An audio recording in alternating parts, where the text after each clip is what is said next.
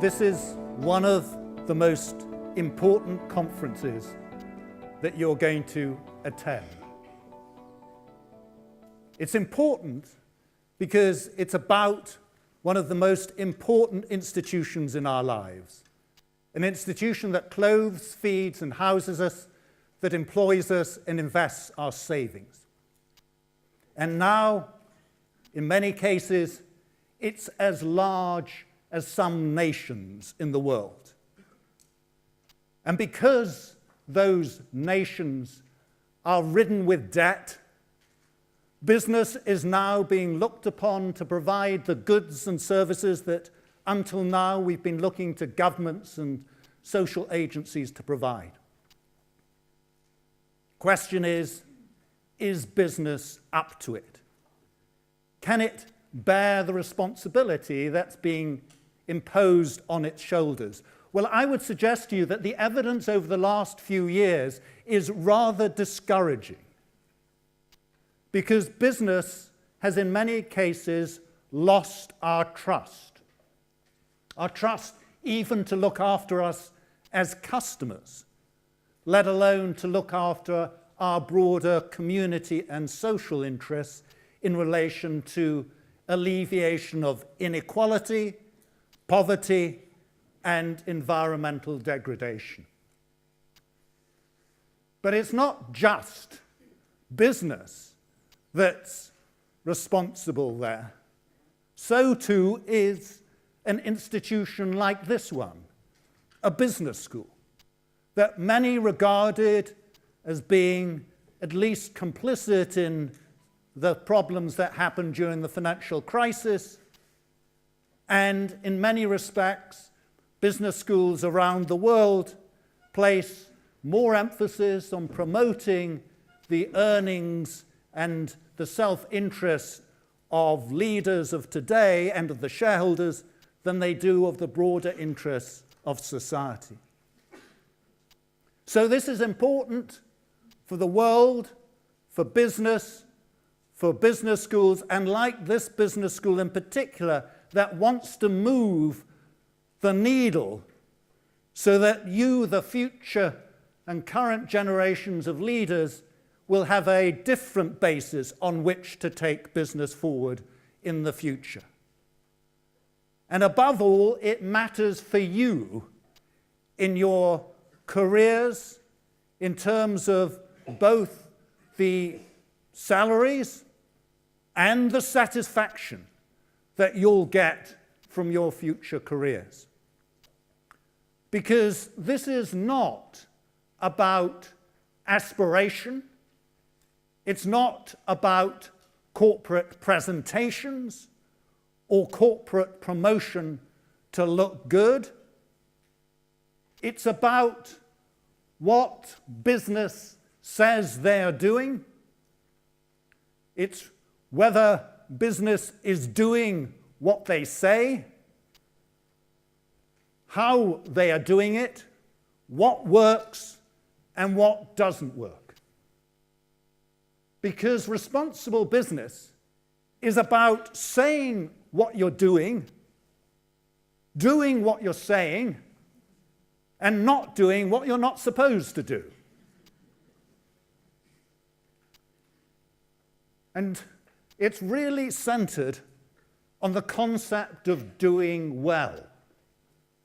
Doing well by having a clearly defined and clearly articulated purpose, by having the people with the integrity and the ability to deliver on that purpose, by having the processes and management practices that ensure that those people deliver on that purpose, and having ways of measuring that they're actually delivering on that purpose.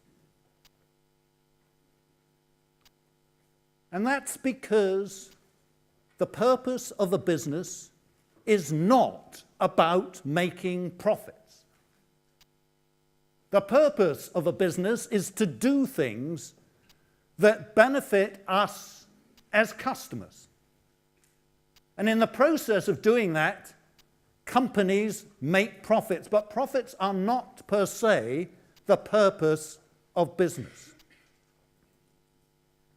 Now, one could stop there and say, actually, what responsible business is all about is doing well and producing goods for us well, and in the process, producing profits.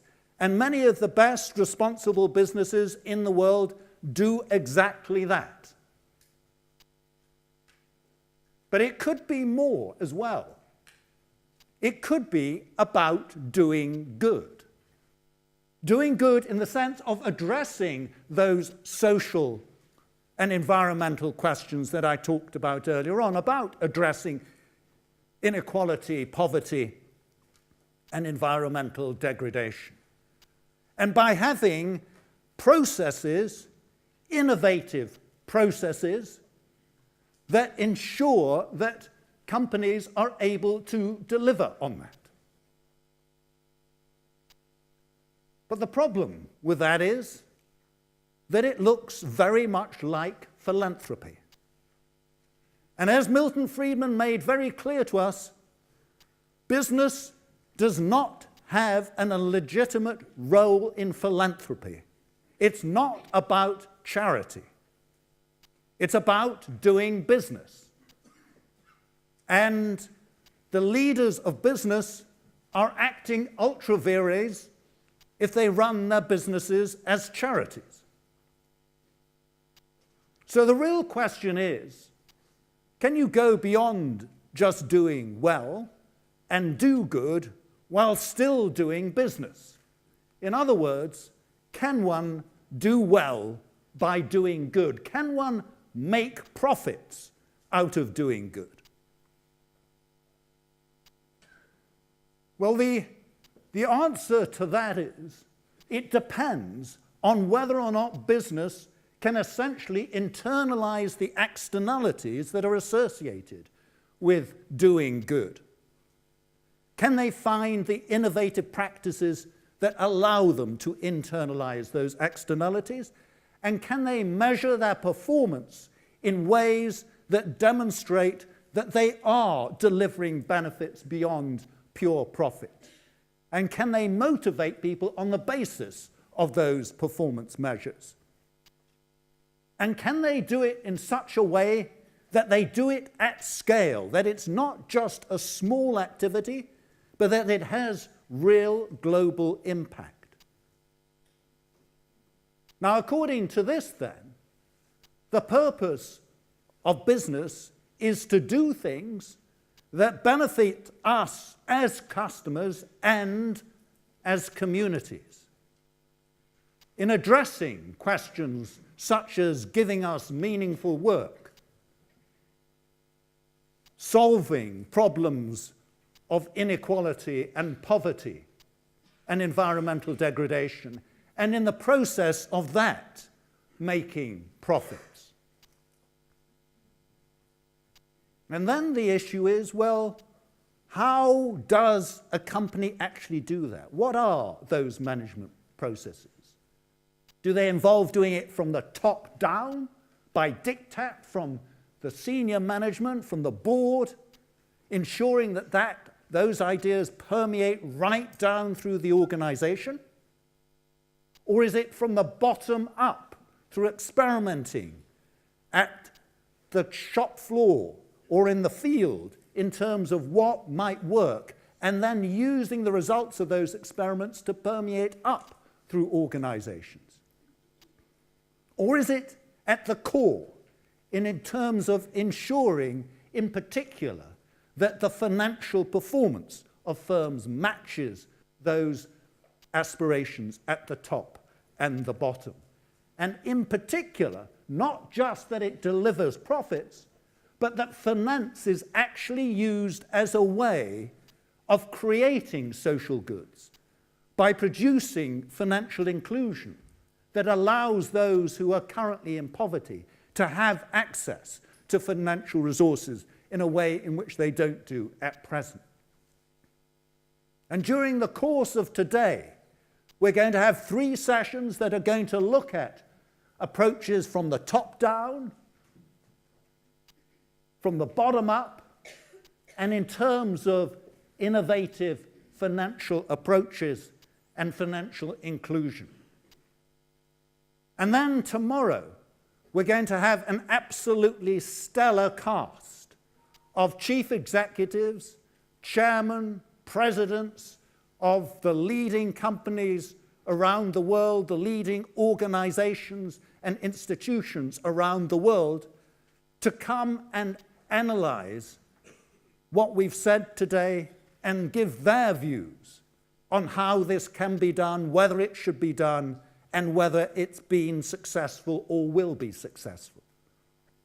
And we'll have panels of business leaders, institutional investors and asset owners, policy leaders, and some of the world's leading thought leaders in this area. Now, the questions that this raises are, firstly, is it new? Are we saying anything new here? Or is this old wine in new bottles? Is it right, even if it's new? Is what is being put forward as a way of doing business that delivers social and public benefits actually correct? And does it matter? Is it important? Is it at a sufficient scale that it really is going to address some of those major global issues that I described at the beginning? And what we want you to do in this is to engage, to participate, to inquire, to evaluate whether what you're hearing is correct, to really probe so that you understand what is being said and can establish whether or not it is fundamentally correct and important. And above all, to enjoy. Because you should come away from this feeling really inspired that you've had a new way or new vision of business that has something to offer, that potentially can deliver a different way of doing business. You should feel enlightened in terms of the ideas that are being presented and the opportunities that they offer to you going forward. And you should be informed about whether or not they are right or wrong. So you should come away inspired, enlightened, and informed. Oh yes, and by the way, for those of you who are MBA students, there's one other element. You'll be graded. And you should feel that what you're taking away from these 2 days is something that is of real knowledge enhancement. And if you want to do well on this course, there's one simple message that I've got to you. Listen to what is being said. The best marks will come from those who can really demonstrate that they've absorbed what they've heard today and tomorrow morning, not just read the cases, but really understand the debate that has gone on here over this day and a half.